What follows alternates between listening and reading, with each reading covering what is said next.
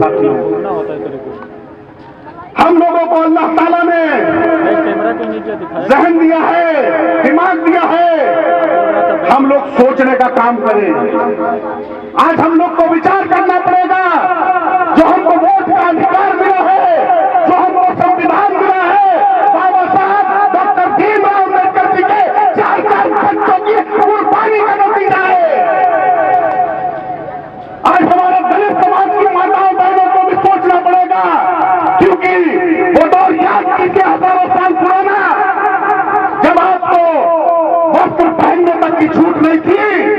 कैसे मनुवादी लोग सताया करते थे हमारे ऐसी समाज के लोगों को।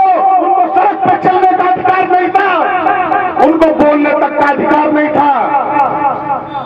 हमारे मुस्लिम समाज पे आज क्या अत्याचार हो रहे हैं। उनके घरों पर बुलडोजर चलाया जा रहा है, उनकी खानगाहों पर कब्जा किया जा रहा है। आज क्या हो रहा है आप देख लीजिए। परसों नरसों बरेली में 12 मुसलमान भाई हमारे अपने घर पे नमाज पढ़ रहे थे। उनके ऊपर इस सरकार ने मुकदमे दर्ज कर दिए अपने घर पे नमाज पढ़ने के लिए। पूरे उत्तर प्रदेश में, पूरे हिंदुस्तान में कोई बोला भी नहीं। अकेला कोई शख्स उसके सामने खड़ा हुआ तो वो भाई चंद्रशेखर आजाद थे। उन्होंने उस सत्ता का विरोध किया और कहा कि हम अपने मुसलमान भाइयों के साथ खड़े हैं, कंधे से कंधा मिला के।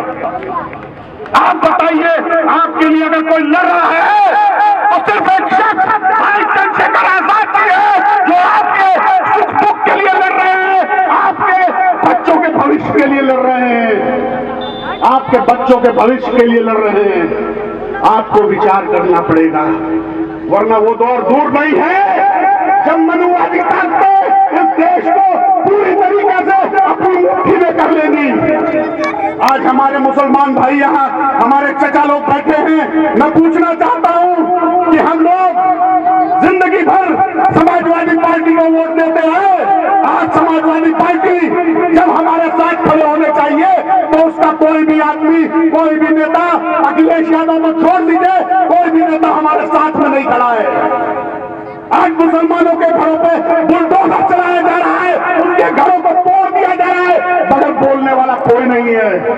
अखिलेश यादव कहते हैं जब सत्ता में आएंगे तब हम आपके युद्ध लड़ेंगे, लड़ाइयां लड़ेंगे। अरे सत्ता में लाने के लिए मुसलमानों ने ठेका नहीं ले रखा है, मुसलमानों ने ठेका नहीं ले रखा है। आपको उसने वोट दिया था, आपको उसकी लड़ाई लड़नी चाहिए थी। आज अगर उत्तर प्रदेश में कोई शख्स लड़ाई लड़ रहा है मुसलमानों की, पिछड़ों की, दलितों की, तो सिर्फ एक शख्स भाई चंद्रशेखर आजाद है। ये आप लोग महसूस कीजिए, अपने दिल पे हाथ रखिए। इसलिए मेरे साथियों, हम सबका फर्ज बनता है, अगर जुल्म करना गुनाह है तो जुल्म करना भी गुनाह है। और एक शख्स जो जुल्म के खिलाफ सीना तान के आपके लिए खड़ा है, भाई चंद्रशेखर आजाद जी, तो आपका हमारा फर्ज बनता है कि हम उसको मजबूत करें, उसके हाथों को मजबूत करें। अगर हम नहीं करेंगे तो कल जब दो मनुवादी लोग सत्ता में बाकाबिज रहेंगे, आपके बच्चों के अधिकार मार दिए जाएंगे, तो आप अपने बच्चे जब सवाल पूछेंगे ना, जो छोटे छोटे बच्चे हैं, कि मम्मी पापा एक शख्स आपके लिए लड़ाई लड़ रहा था, आपने उसका साथ क्यों नहीं दिया, तो आप लोग जवाब नहीं दे पाएंगे।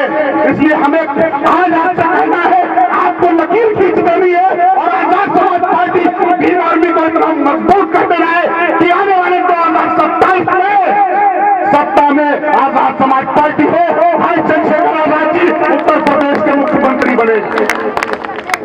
मगर मुख्यमंत्री बनना इतना आसान नहीं है। अगर मुख्यमंत्री बनना है ना, तो 27 से पहले उसका सेमीफाइनल आ रहा है, यानी कि पंचायत के चुनाव। और आप सबको ध्यान रखना है कि अगर आपको आजाद समाज पार्टी को बढ़ाना है, सत्ता में लाना है, सत्ता से मनुवादी ताकतों को हटाना है, तो पंचायतों में भी आपको आजाद समाज पार्टी और भीम आर्मी के प्रत्याशियों को जिताना होगा। क्योंकि जब वो जीतेंगे 2027 में आपके विधानसभा के प्रत्याशी के लिए मेहनत करेंगे, वरना कोई भी मनुवादी अगर जीत गया तो वो मनुवादी लोगों की बातें करेगा, उनकी तारीफें करेगा, उनके लिए ताकत छोड़ देगा। साथियों, आपको पंचायत चुनाव में विशेष ध्यान रखना है कि हमारे आजाद समाज पार्टी भीम आर्मी के जो भी अंतरिम प्रत्याशी है उन्हीं को जिताइएगा, उन्हीं को वोट दीजिएगा, तब जाके 2027 में आजाद समाज पार्टी की सत्ता आएगी। मैं ज्यादा बात अपनी ना करते हुए, क्योंकि बहुत से वक्त हैं, अपनी बात को एक शेर के साथ खत्म करूंगा। मेरे वालिद साहब बोला करते थे, अब वो मरहूम हो गए हैं। वो 40 साल तक बसपा की राजनीति सीतापुर जनपद में किए, विधानसभा का चुनाव लड़े। 1989 से मान्यवर काशीराम साहब के 7 साइकिल तक चलाई उन्होंने।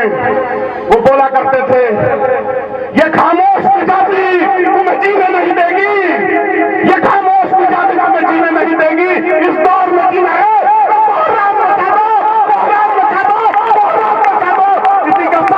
मैं अपनी बात को खत्म करता हूं। जय भीम, जय भारत, जय संविधान, खुदा हाफिज। एक बार जोरदार तालियां बजाइए भाई इमरान खान साहब के लिए। बहुत बहुत धन्यवाद इमरान साहब।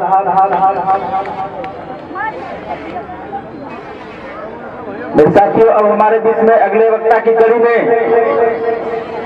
हम सबके अभिभावक स्वरूप परम आदरणीय परम सम्मानित प्रदेश के प्रदेश महासचिव परम आदरणीय परम सम्मानित सभ्य यशवंत मौर्य जी हैं। तो मैं यशवंत मौर्य जी के लिए एक शेर कहना चाहूंगा कि फूले साउथ पेरियार का ख्वाब नहीं मिटने देंगे, कि फूले साउथ पेरियार का ख्वाब नहीं मिटने देंगे, लड़ाई बिरसा मुंडा की शान नहीं घटने देंगे। हम बहुजन के बच्चे बच्चे को, बहुजन मतलब SC ST OBC माइनॉरिटी, हम बहुजन के बच्चे बच्चे को कांसी राम बना देंगे और बाबा साहब का लिखा हुआ संविधान नहीं मिटने देंगे, संविधान नहीं मिटने देंगे। जय भीम, जय भारत। आज इस बाजार में जलसे की सदारत कर रहे और इस आजाद समाज पार्टी के आंदोलन को शुरुआती समय से बहुत मजबूती, बहुत ताकत दे रहे भाई सौरभ किशोर जी, प्रदेश उपाध्यक्ष, जोन प्रभारी और सीतापुर जनपद से चल करके आए आजाद समाज पार्टी के प्रदेश सचिव, बहुत स्टेज पर राजनेता भाई इमरान साहब, इस मंडल में जिम्मेदारी संभाल रहे मंडल प्रभारी के रूप में बड़े भाई मानस राय जी, अरे इकट्ठा खड़ा रहा जिले में आजाद समाज पार्टी और इस मंडल के काम को देख रहे भाई आरी जी।